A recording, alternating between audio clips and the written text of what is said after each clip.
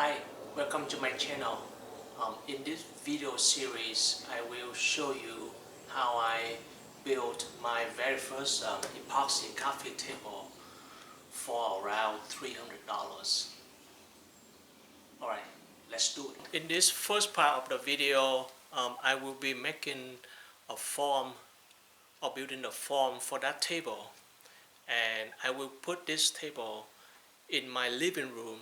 So for the length of that table, I want it to be roughly 2/3 of the longest sofa that I have in my living room, which is around 7 feet long. So the length of that table is 4 feet. It's roughly around 4 feet long.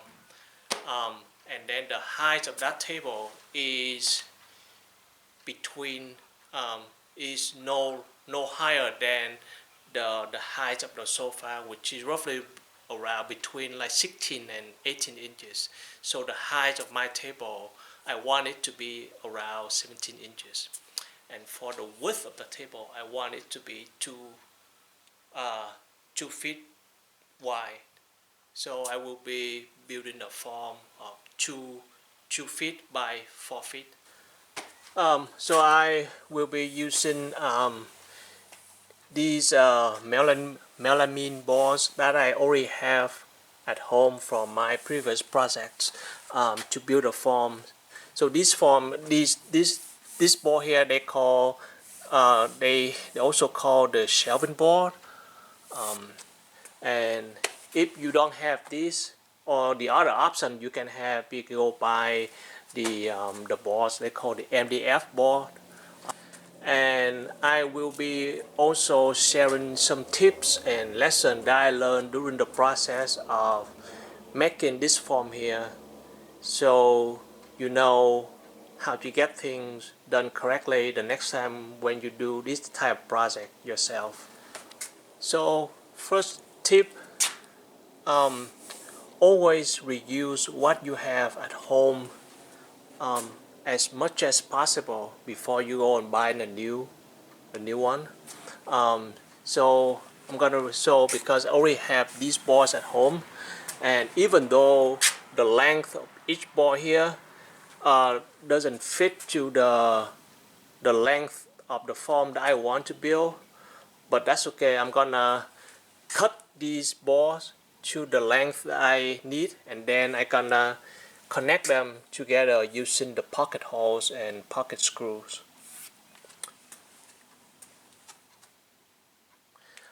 So then so that would save me around $30 of buying the new I think like 4x8 at the home improvement store.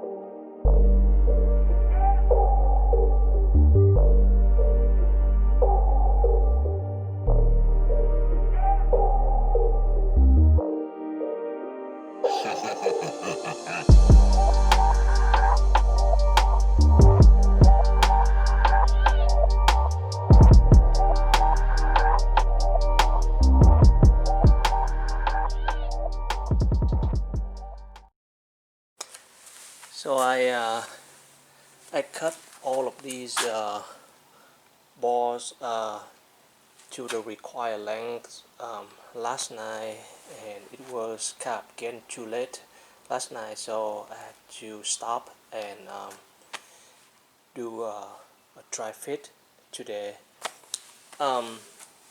So one tip that I learned is if you cut the sidebars here, so let's say the length of this is 48 inches. You can cut the sidebars to 48, but when you cut like these sidebars, you have to take in the account the thickness of this sidebar and then the other sidebar, and then add them up together, and then plus the real side, the width of this this board here, which is 24 inches. So for example, so the width of this board is 24 inches, and then the thickness of this side is 3/4. So you have to multiply by 2 because there are two sides, and then add 24 inches. So then the total would be 25.5 inches. So then that would fit, would cover the gap right here, this gap. And then you can see, so there's a line right here. That's because I got two balls here, and then I just cut to the required length that I need. So later on I'm gonna have some pocket holes and pocket screws to connect the piece together.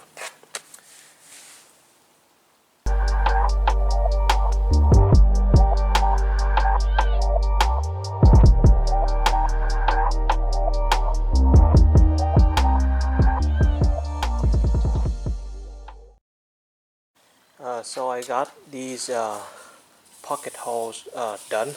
So the next step I would do is, so I'll put, before I connect this piece together, I'll put some caulking around the edge here, and then so when I put the two pieces together, the caulking will seal the space between this line here, and then on top of this I will have the packaging tape before I pour the resin.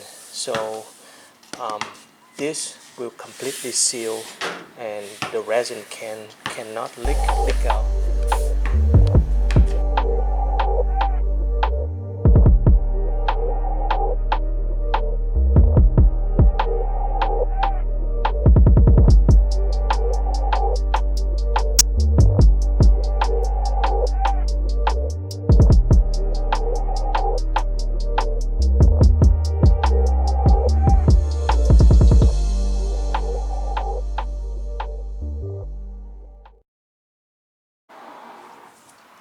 So I got the two balls connected together here, and you still see like the line here, and when I move my hands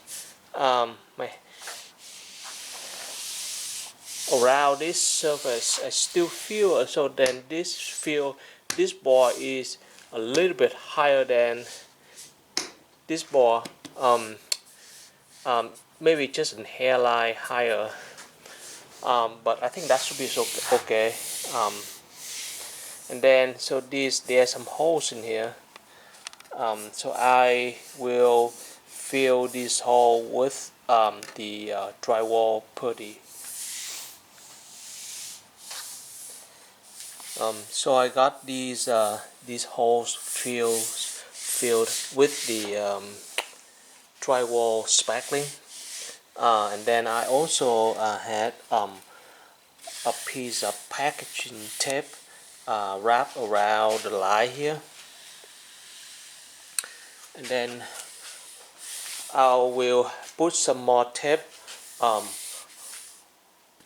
along this side, so to cover for the entire ball here, and then I will do the same to the sidebars.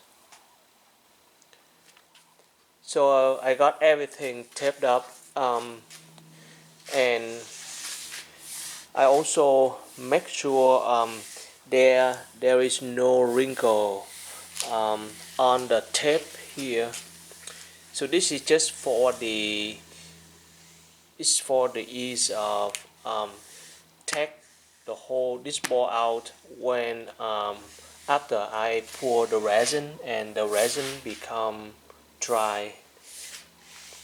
And the next step I will do is to pre-drill these sidebars here, and then I'm gonna put the form together. So I got this sidebar pre-drilled before I attach this one to the side. But before I do that, I will put some caulking around this this edge here. So this will help prevent the resin from leaking out later. And I will do the same process to the other side.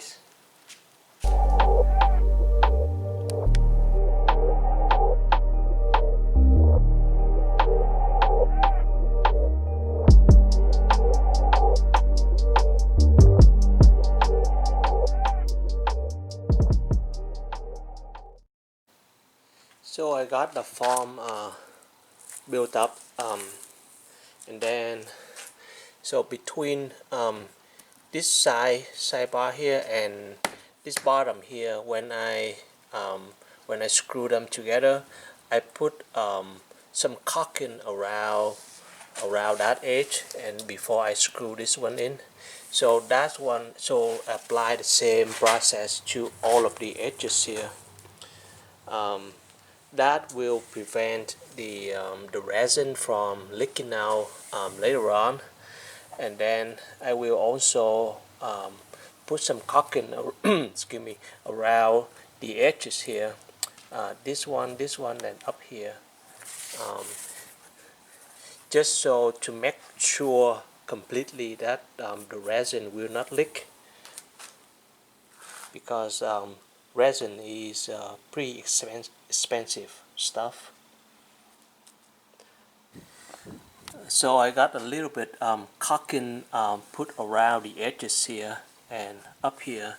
So one trick that I learned from the old neighbor, which is when you're dealing with the caulking here, so just use your fingers and press along the edge there, like this, and then for this, and then you can use either a little bucket water like this, and then you can wipe your finger like this, and then it will the caulking stuff will not stick to your finger, and then you do the same, and you can continue to do the same process like this. Or you can use a damp cloth to wipe out all of these caulking here.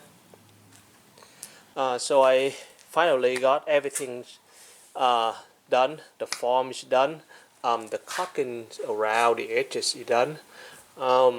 So I have to wait until those caulking is tried out, and then I'll move on to the next task, which is having some wood slabs on the two sides here, and then pour the resin in between, which is a fun part to do.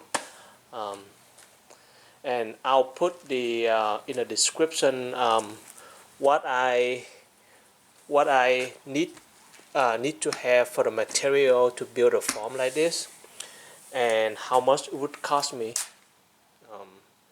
And thanks for watching, and I'll have the second part of the video showing how I make all of the wood slabs here.